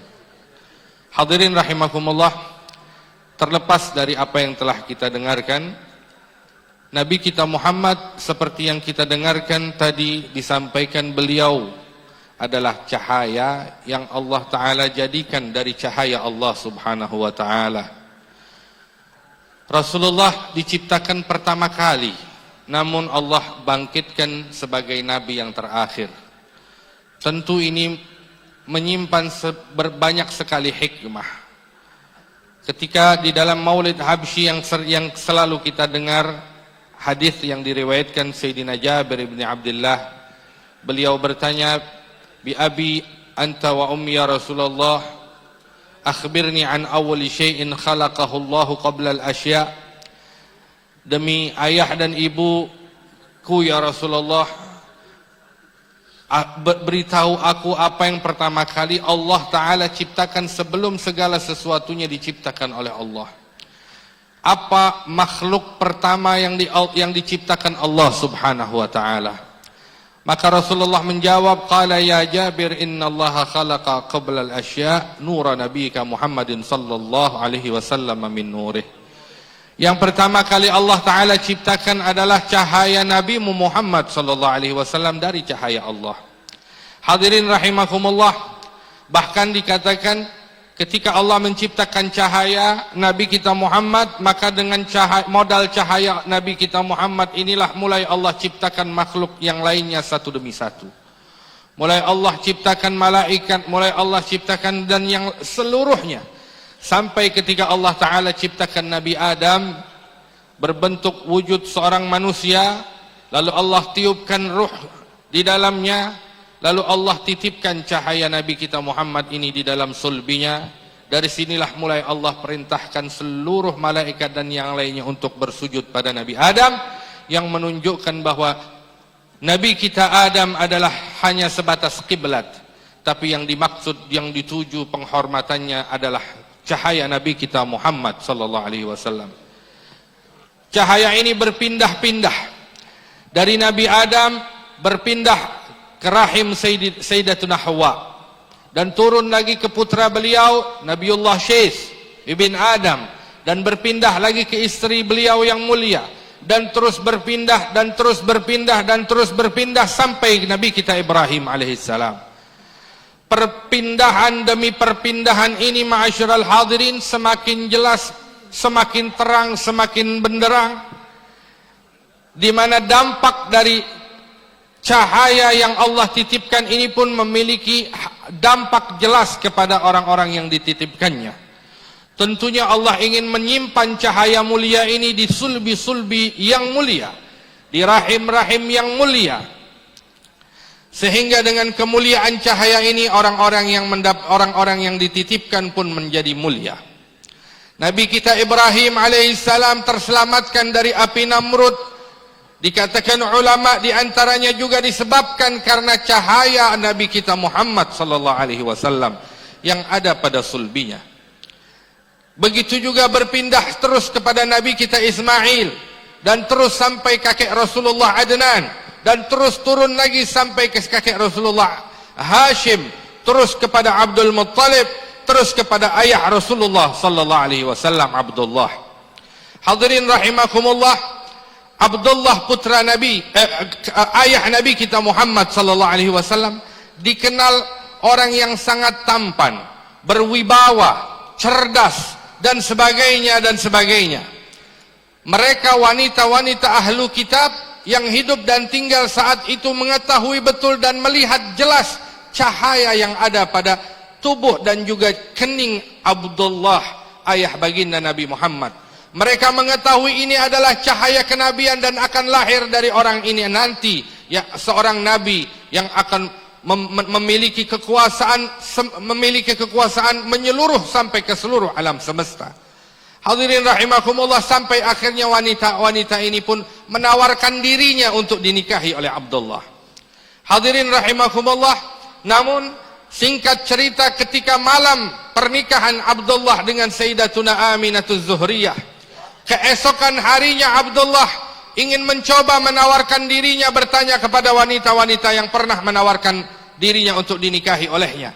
Lalu apa jawab wanita-wanita tersebut? Mereka mengatakan, kalau sekarang tidak, karena aku telah menyadari dan mengetahui bahwa cahayamu sekarang sudah tidak ada lagi, dan kami meyakini bahwa cahaya itu telah pindah kepada ke dalam rahimnya Sayyidah Aminah. Ma'asyiral hadirin rahimakumullah, sampai cahaya tersebut dikatakan melekat pada rahim Sayyidatuna Aminatuz Zuhriyah, yang saat itu ibunda Rasulullah ini tidak menyadari bahwa dirinya saat itu mengandung. Dan ketika ayah beliau tinggal dengan istrinya kurang lebih 3 mingguan ataupun kurang lebih sedikit, beliau memutuskan untuk pergi berdagang.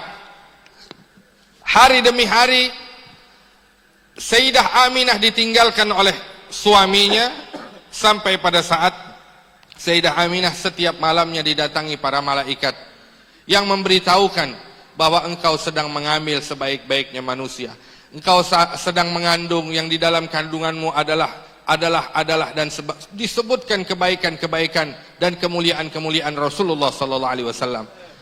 Dari situlah Sayyidah Aminah memastikan, aku tidak merasakan keanehan dalam perutku layaknya wanita-wanita lain yang merasakan awal-awal kehamilannya. Aku tidak merasakan sedikit sakit ataupun hal-hal lain. Oleh karenanya aku tidak menyadari bahwa diriku sedang mengandung, sampai mimpi demi mimpi itulah yang menguatkan keyakinanku bahwa saat ini saat ini aku sedang mengandung. Hadirin rahimakumullah, oleh karena itu Sayyidah Aminah di dalam riwayat mengatakan, aku tidak sabar untuk membawakan berita gembira ini kepada suamiku ketika nanti ia datang kembali dari perjalanannya. Namun bukannya Abdullah ayah Rasulullah yang datang, malah berita wafat beliau adalah yang tiba. Dan inilah yang terjadi ma'asyiral hadirin, sampai lahirlah Rasulullah Nabi kita Muhammad sallallahu alaihi wasallam, cahaya yang dinanti-nanti, wujudnya yang dinanti-nanti, sebaik-baiknya makhluk, sebaik-baiknya manusia. Sampai-sampai Sayyidina Hasan ibn Thabit mengatakan, memuji Rasulullah sallallahu alaihi wasallam, wa ajmalu minka lam taraqattu ainu wa ahsanu minka lam talidin nisa'u khuliqta mubarra'an min kulli aibin ka'annaka qad khuliqta kama tasha'u. Sebaik yang lebih indah darimu ya Rasulullah tidak pernah terlihat oleh mata ini, dan yang lebih baik darimu tidak akan pernah satupun wanita melahirkannya kembali. Kau diciptakan terlepas, terjauh dari segala kekurangan aib, seakan-akan kau memilih untuk lahir dalam kondisi sesukamu. Hadirin rahimakumullah, Nabi kita Muhammad diciptakan awal kali penciptaan, namun dibangkitkan di akhir. Apa hikmah ma'asyiral hadirin? Di antaranya disebutkan, dari sekian banyak hikmah adalah yang perlu untuk kita fahami bersama, mengingat kita adalah umat yang ada di akhir zaman, yang begitu hebat fitnah berdatangan, yang menghampiri kita, siap untuk merusak iman dan akidah kita. Bahwa fahamilah ma'asyiral hadirin rahimakumullah, di dalam salah satu hikmah kenapa Allah Ta'ala ciptakan Nabi dan lahirkan beliau dalam masa yang di akhir adalah bahwa inilah salah satu rahmat Allah untuk Nabi kita Muhammad sallallahu alaihi wasallam. Di antara rahmat dan sayangnya Allah kepada Nabi Muhammad, Allah jadikan Rasulullah sebagai nabi terakhir. Apa hikmahnya? Ma'asyiral hadirin rahimakumullah, sebelum Rasulullah ada nabi-nabi dan rasul. Sebelum kita ada umat-umat dari umat-umatnya Nabi dan Rasul sebelum Nabi Muhammad sallallahu alaihi wasallam. Namun kita mengetahui betul bagaimana mereka umat-umat terdahulu.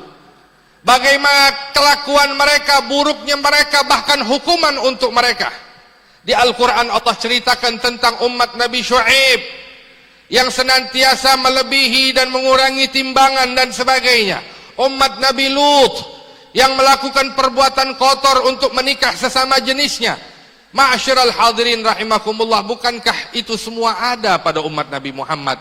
Bahkan lebih banyak adanya. Kita tahu ma'asyiral hadirin, bahkan mungkin banyak kelakuan umat Nabi Muhammad yang belum pernah ada dilakukan orang-orang terdahulu. Berapa banyak kelakuan-kelakuan yang luar biasa. Hadirin rahimakumullah, sadarkah kita bahwa saat ini kita merasakan begitu hebatnya hujanan fitnah musibah yang datang kepada kita. Hadirin rahimakumullah, di antara sebabnya tanpa kita sadari bahwa mereka orang-orang yang menjadi musuh-musuh kita. Musuh-musuh kita, Yahudi, Nasrani dan sebagainya, mereka telah berhasil. Dikarenakan hadirin rahimakumullah, bukankah kita menyadari bahwa tempat-tempat pelacuran mereka yang buat, tapi yang menjadi pelacurnya muslimah. Tempat-tempat judi mereka yang buat dan sediakan dan mereka yang memfasilitasi, tapi pejudinya, pemabuknya semua umat Islam. Hadirin rahimakumullah, ini menjadi satu hal yang perlu menjadi PR buat kita bersama. Sekali lagi, ketika Allah Ta'ala jadikan Nabi kita Muhammad umat Nabi terakhir dan umatnya yang begitu dahsyat kelakuannya, tapi hadirin, di antara hikmahnya Allah tidak ingin Nabi kita Muhammad merasa sedih. Kalau kita bisa mengetahui dan menyaksikan bahwa kelakuan umat-umat terdahulu, kita di Al-Quran pun terpapar jelas firman-firman Allah, sampai Allah sebutkan hukuman-hukuman untuk mereka. Tapi ma'asyiral hadirin rahimakumullah, lain halnya dengan umat Nabi Muhammad sallallahu alaihi wasallam. Justru Allah memberitakan kepada umat-umat terdahulu kebaikan demi kebaikan umatnya Nabi Muhammad sallallahu alaihi wasallam. Allah tutupi aib kita semua, sehingga nanti kita menjadi umat terakhir yang tidak ada satupun umat selain kita mengetahui tentang kelakuan kita. Dan akhirnya nanti kita akan dimatikan terakhir, dibangkitkan pertama kali justru ma'asyiral hadirin. Dan kita pun nanti akan dimasukkan surga pertama kali di antara umat-umat lainnya. Hadirin rahimakumullah, oleh karena itu kita sebagai umat Rasulullah wajib bersyukur dan mengumandangkan syukur kita ini untuk Rasulullah sallallahu alaihi wasallam. Perayaan yang diadakan demi sebagai ungkapan kegembiraan kita atas lahirnya Rasulullah sallallahu alaihi wasallam dalam bentuk Maulid Arba'inat ataupun yang lainnya, yang malam ini pun kita hadiri di Pondok Pesantren Al-Jami'iyatul Khairiyah yang dihadiri oleh para cucu-cucu Rasulullah sallallahu alaihi wasallam. Ini semua adalah satu bentuk keberkahan dari Allah untuk kita. Mudah-mudahan Allah Ta'ala senantiasa menutupi terus segala aib-aib kita, dan insya Allah Allah ganti aib tersebut dengan taufik dan hidayahnya, sehingga kita mampu menghapus aib-aib kita dengan ampunan dari Allah Subhanahu wa Ta'ala. Ma'asyiral hadirin rahimakumullah, mungkin kiranya ini apa yang bisa saya sampaikan, minta dimaafkan. Wabillahi taufiq wal hidayah. Assalamualaikum warahmatullahi wabarakatuh.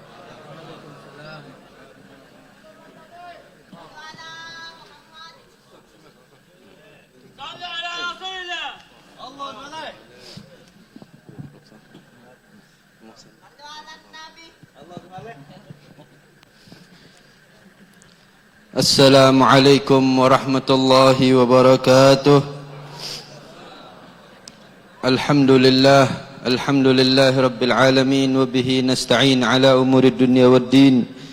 Wassalatu wassalamu ala ashrafil anbiya'i wal mursalin, sayyidina wa maulana Muhammad khatamin nabiyyin wa ala alihi wa sahbihi ajma'in. Allahumma fassalli wa sallim ala sayyidina wa maulana Muhammad مفتاح باب رحمة الله عدد ما في علم الله صلاة وسلاما دائمين بدوام ملك الله وعلى آله وصحبه وبارك وسلم أما بعد.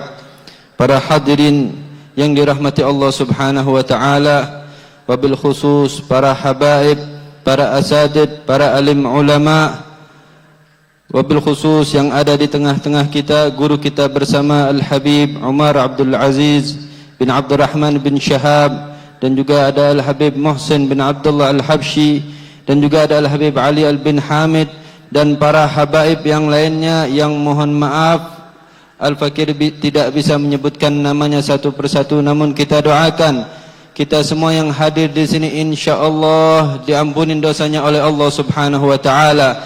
Berkat Maulid Nabi Muhammad sallallahu alaihi wasallam kita mendapat rahmat dari Allah Subhanahu wa taala, dan juga diri kita diikatkan kepada Nabi Muhammad sallallahu alaihi wasallam.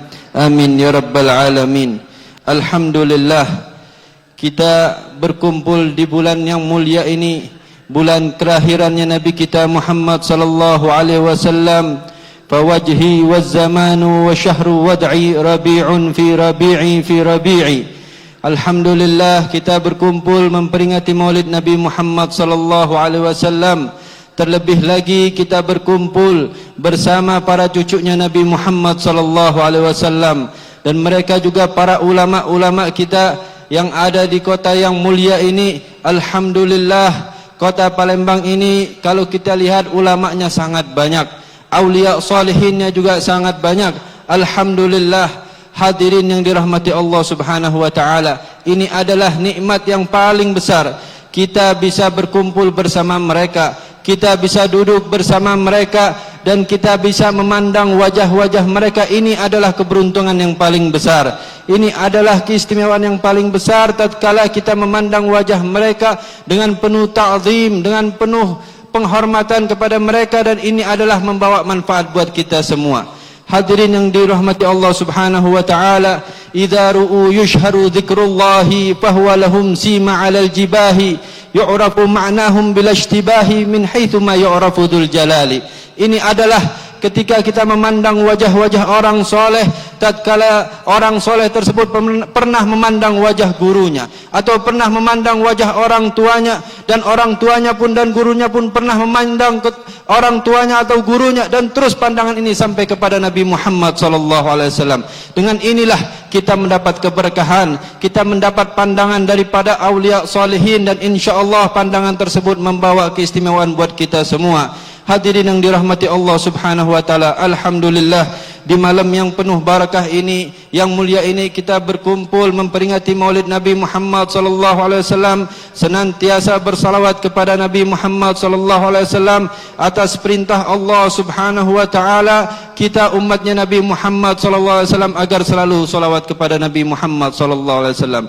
Qala Allah taala, innallaha wa malaikatahu yusalluna 'alan nabi ya ayyuhalladzina amanu sallu alaihi wa sallimu taslima. Allah Subhanahu wa taala dan para malaikatnya senantiasa bersalawat kepada Nabi Muhammad. Dan wahai orang-orang yang beriman, kalian semua selalulah bersalawat kepada Nabi Muhammad sallallahu alaihi wasallam. Hadirin yang rahmati Allah Subhanahu wa taala, ayat ini menandakan memuliakan Nabi kita Muhammad sallallahu alaihi wasallam. Allah Subhanahu wa taala memuliakan Nabi kita Muhammad sallallahu alaihi wasallam agar para malaikatnya dan hambanya untuk selalu salawat kepada Nabi Muhammad. Semua para malaikat yang diciptakan oleh Allah Subhanahu wa taala, mereka bersalawat kepada Nabi Muhammad. Para malaikat inilah tentara Allah Subhanahu wa taala yang paling banyak, yang paling mulia, paling banyak. Tidak tahu jumlahnya melainkan Allah Subhanahu wa taala. Para malaikat yang diciptakan oleh Allah Subhanahu wa taala dari cahaya, ajsamun nuraniyah mubarra'atun min kulli quduratil jasmaniyah. Para malaikat yang diciptakan oleh Allah Subhanahu wa taala dari cahaya, dan mereka bersih dari kotoran apapun, tidak pernah buang air besar, tidak pernah buang air kecil, tidak ada apapun kotoran yang terdiri pada malaikatnya Allah Subhanahu wa taala. Dan semua jumlah tersebut tidak ada yang mengetahui saking banyaknya jumlah para malaikat yang diciptakan oleh Allah Subhanahu wa taala. Tatkala dalam riwayat bahwasanya setiap satu tetes hujan yang turun di bumi ini melainkan diantar oleh satu malaikat. Kalau kita lihat berapa tetes air hujan yang turun di kota ini maupun di negeri yang lainnya, itu semua diantarkan oleh para malaikat. Dan juga hadirin yang dirahmati Allah Subhanahu wa taala, saking banyaknya para malaikat makhluk yang diciptakan oleh Allah Subhanahu wa taala, tatkala saya pernah mendengar dari guru kami Sayyidil Habib Umar bin Muhammad bin Salim bin Hafidh, beliau pernah menyatakan, nanti kita semua di hari kiamat bakal kumpul di satu tempat, bakal berkumpul di satu tempat, dari umat semuanya berkumpul dari zaman Nabi Adam sampai hari kiamat kelak. Semua jumlah umat manusia banyak sekali di situ. Namun setelah umat manusia berkumpul, Allah panggilkan bangsa jin untuk ikut berkumpul juga, dan jumlahnya 10 kali lipat dari bangsa manusia. Setelah Allah panggil bangsa jin, kemudian Allah panggil binatang-binatang, hewan-hewan yang hidupnya di daratan. Jumlahnya 10 kali lipat dari bangsa jin. Kemudian Allah panggil lagi hewan-hewan yang hidupnya di lautan. Jumlahnya 10 kali lipat dari bangsa hewan-hewan yang hidupnya di daratan. Kemudian Allah panggil para malaikat yang ditugaskan oleh Allah Subhanahu wa taala di bumi. Jumlahnya 10 kali lipat daripada hewan-hewan yang hidupnya di lautan. Kemudian Allah panggil lagi para malaikat yang tugasnya di langit pertama. Jumlahnya 10 kali lipat daripada para malaikat yang tinggalnya di langit, yang tugasnya di bumi. Allah panggilkan lagi para malaikat yang tinggalnya di langit kedua, 10 kali lipat daripada malaikat yang tinggal di langit pertama. Dan terus menerus sampai 7 langit, 10 kali lipat semua dihuni oleh para malaikat yang diciptakan oleh Allah Subhanahu wa taala. Begitu banyak semua seluruh malaikat yang diciptakan oleh Allah Subhanahu wa taala, akan tetapi mereka dapat perintah untuk memuliakan Nabi kita Muhammad sallallahu alaihi wasallam. Mereka semua salawat kepada Rasulullah sallallahu alaihi wasallam. Mereka selalu bersalawat kepada Nabi Muhammad sallallahu alaihi wasallam. Namun kita adalah golongan yang ketiga yang diperintahkan oleh Allah Subhanahu wa taala untuk salawat kepada Nabi Muhammad sallallahu alaihi wasallam. Hadirin yang dirahmati Allah Subhanahu wa taala, inilah kesempatan yang paling besar, anugerah dari Allah Subhanahu wa taala yang paling besar, khususiyah bagi umatnya Nabi Muhammad sallallahu alaihi wasallam. Kita mendapatkan manfaat yang banyak ketika kita salawat kepada Nabi Muhammad, mendapatkan faedah yang banyak ketika bersalawat kepada Nabi Muhammad sallallahu alaihi wasallam. Apapun amaliyah kita yang pada dasarnya didasari dengan salawat kepada Nabi Muhammad sallallahu alaihi wasallam, insyaallah dilancarkan oleh Allah Subhanahu wa taala. Hadirin yang dirahmati Allah Subhanahu wa taala, mudah-mudahan dengan majelis seperti inilah yang bisa mendekatkan diri kita kepada Nabi Muhammad sallallahu alaihi wasallam, dan selalu bersalawat kepada Nabi Muhammad sallallahu alaihi wasallam sehingga kita tambah dekat kepada Nabi Muhammad, sehingga kita di akhirat kelak bisa bertemu kepada Rasulullah sallallahu alaihi wasallam dan memandang wajah beliau yang sangat mulia, yang sangat istimewa, yang penuh cahayanya Nabi kita Muhammad sallallahu alaihi wasallam. Ini saja yang bisa Al-Fakir sampaikan. Wa'afu minkum. Wassalamualaikum warahmatullahi wabarakatuh.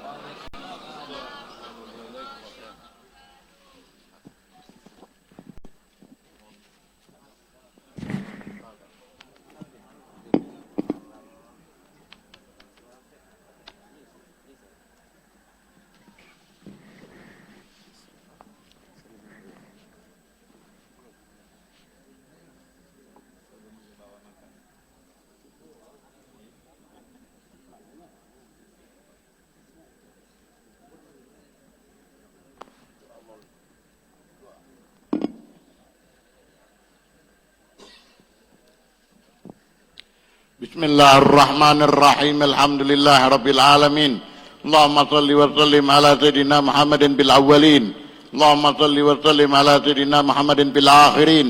Allahumma salli wa sallim ala sayyidina Muhammadin fi kulli waqtin wa hin. Allahumma salli wa sallim ala sayyidina Muhammadin fil mala'il a'la ila yaumiddin. Allahumma salli wa sallim ala sayyidina Muhammadin wa ala alihi wa sahbihi ajma'in. ولما نظم الفكر من دراري الأوصاف المحمدية عقودا توجهت إلى الله متوسلا سيدي وحبيبي محمد صلى الله عليه وسلم أن يجعل سعيي فيه مشكورا فعلي فيه محمودا وأن يكتب عملي بالأعمال المقبولة والتوجه بالتوجهات الخالصة والصلات الموصولة. اللهم يا من إليه تتوجه الأعمال فتعود ضابرة، وعلى باب عزته تحط الرحال فتغشاها منه الفيوضات الغامرة.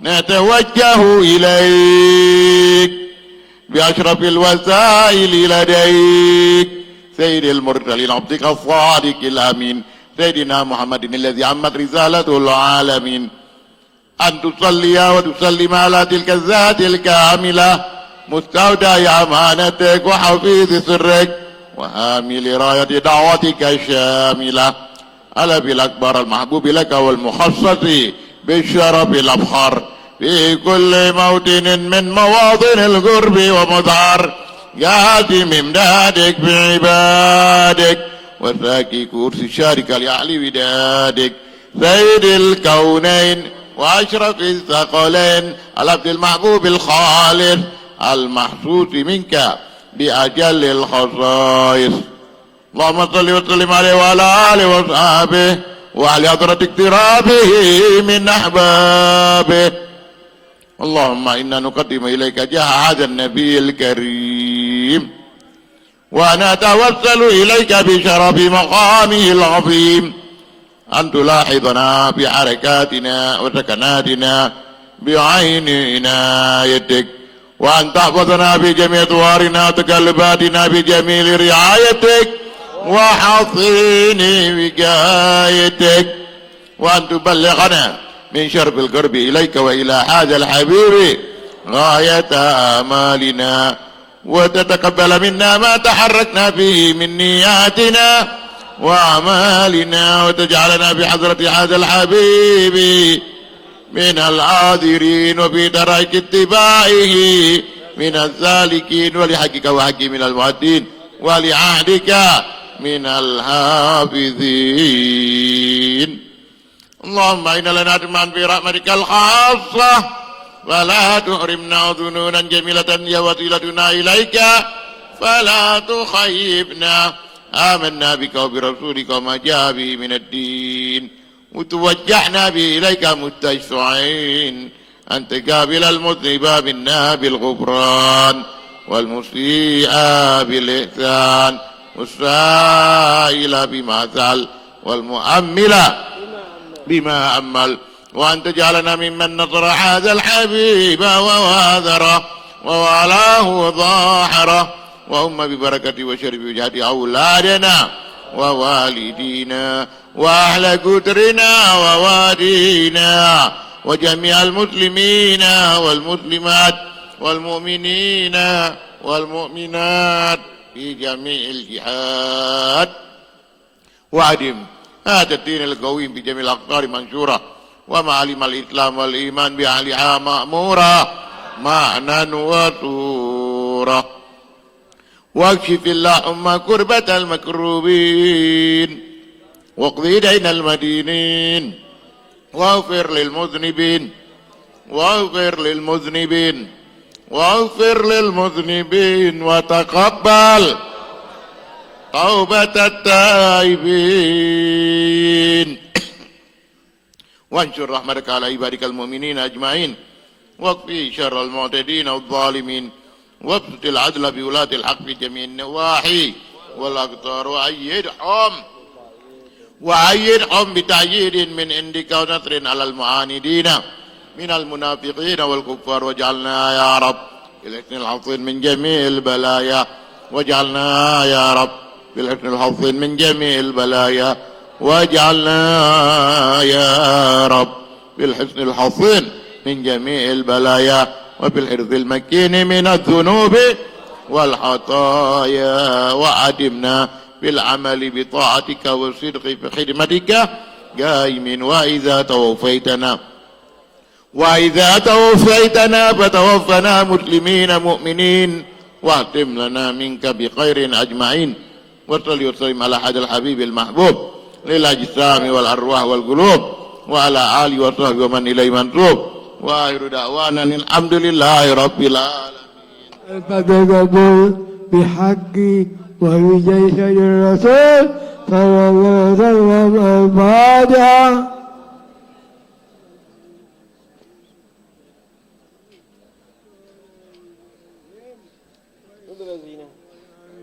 بسم الله الرحمن الرحيم الحمد لله العالمين اللهم صل وسلم وبارك على سيدنا محمد وعلى سيدنا محمد يا محيي يا سلام سلمنا والمسلمين بالنبي خير أنام وبأم المؤمنين يا قوي يا متين اكفي شر الظالمين على ما يصفون وسلام على المرسلين والحمد لله رب العالمين. Bismillahirrahmanirrahim. Bismillahirrahmanirrahim. Wa la ilaha illallah astaghfirullah wa sallallahu ala rasulillah al-Fatihah. Binati Syifa li Sayyid Hasan bin Abdullah al-Mudahij wa li ukhtina Karti binti Suparta wa liman awsana bi shifa'in maradhim ishfihim shifa'an ajilan shifa'an la yughadiru ba'da zagaman wala alama ala hadiniya wa kunniya salihah wa ila hadratin nabi Muhammadin sallallahu alaihi wasallam bi sirril Fatihah. Wal maghdubi alaihim waladdallin amin. Kadzalik bi niyati syifa li habibana tabibana Habib Ahmad bin Mustafa As-Sagab Lampung wal huba wal Kemar Abdul Halim Ali sekarang di opname di Singapura. أن الله يشفيهما شفاء عاجلا وعلى نية أن الله يشفي مرضانا ومرضاكم على هذه النية وعلى كل نية صالحة وإلى حضرة النبي صلى الله عليه وسلم بسر الفاتحة.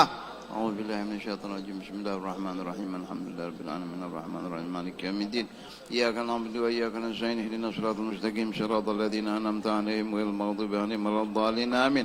بسم الله الرحمن الرحيم. بسم الله والحمد لله ولا إله إلا الله واستغفر الله وصلى الله على رسول الله. اللهم صل على سيدنا محمد طب القلوب ودوائها وعافية الأبدان وشفائها ونور الأبصار وضيائها وقوت الأرواح وغذائها وعلى آله وصحبه وسلم. الحمد لله رب العالمين.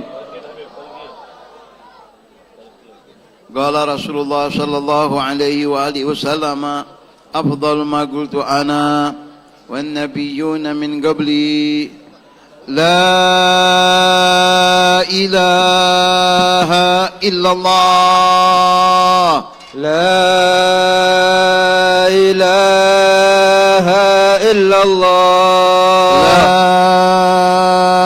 لا إله إلا الله لا إله إلا الله لا إله إلا الله لا إله إلا الله محمد رسول الله محمد رسول الله صلى الله عليه وآله وسلم وشرف وكرم ومجد وعظم ورضي الله تعالى عن أهل بيته الطيبين الطاهرين وصحبه الأكرمين وأزواجه الطاهرات أمهات المؤمنين وعلينا ما هم فيهم برحمتك يا أرحم الراحمين. اللهم اجعل جمعنا هذا جمعا مرحوما وتبرقنا من بعده تبرقا معصوما ولا تجعلنا ومن معنا وحوالينا شقيا مطرودا ومحروما. اللهم اجعلنا ممن يستمعون القول فيتبعون أحسنه. وصلى الله على سيدنا محمد وعلى آله وصحبه وسلم. الحمد لله رب العالمين.